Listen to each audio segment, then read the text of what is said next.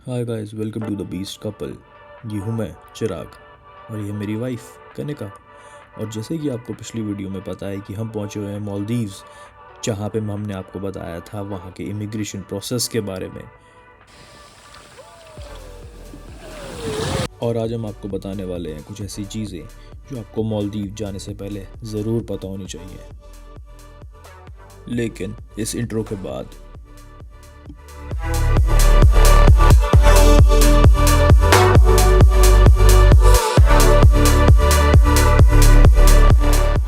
मालदीव एक ऐसी कंट्री है जहाँ पे 99% वाटर और 1% लैंड है। वो 1% लैंड भी 1200 आइलैंड में बटी हुई है, जिसमें से 200 लैंड ही हैबिटेबल है। मालदीव्स में छोटे रिजॉर्ट्स के अलावा हाईली लग्जूरियस रिजॉर्ट्स भी मिलेंगे। एक समय था जब मालदीव जाने के लिए आपके पास में बेशुमार दौलत होनी चाहिए थी, पर आज के डेट में आपके और मेरे जैसे लोग भी वहाँ जा सकते हैं। और हर एक ट्रैवलर की बकेट लिस्ट में तो ये होता ही है। हमारे ओपिनियन में अगर आप मालदीव्स आ रहे हैं तो एटलीस्ट 4 से 5 दिन का स्टे तो आप ज़रूर लीजिए। आपको ये जानना ज़रूरी है कि मालदीव्स एक मुस्लिम कंट्री है। वहाँ पे अल्कोहल और सिगरेट लेकर जाना मना है, लेकिन जिस रिजॉर्ट में आपने बुकिंग कराई है वहाँ पे ये सारी चीज़ें आपको आसानी से मिल जाएंगी।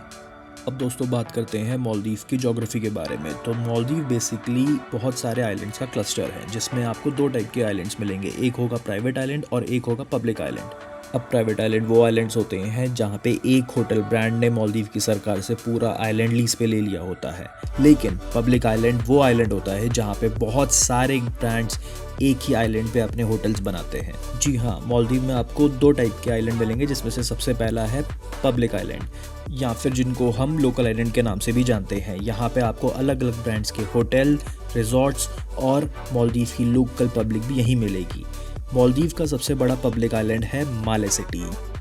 और दूसरे टाइप के आइलैंड है प्राइवेट आइलैंड। प्राइवेट आइलैंड वो जगह होती है जहाँ पे एक पूरा आइलैंड एक होटल ब्रांड का होता है, और अगर आप उस होटल ब्रांड में अगर बुकिंग करते हैं तो आपको पूरे आइलैंड का एक्सेस मिलता है।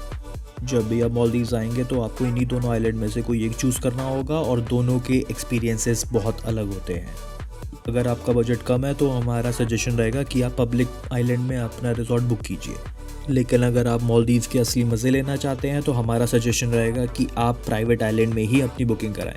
तो अब बात करते हैं कि मालदीव में आने का बेस्ट टाइम क्या होता है। और मालदीव आने का सिर्फ एक ही बेस्ट टाइम होता है, वो होता है सर्दियों का टाइम, यानी कि अक्टूबर से लेके मार्च तक मालदीव में आने का टाइम बेस्ट है।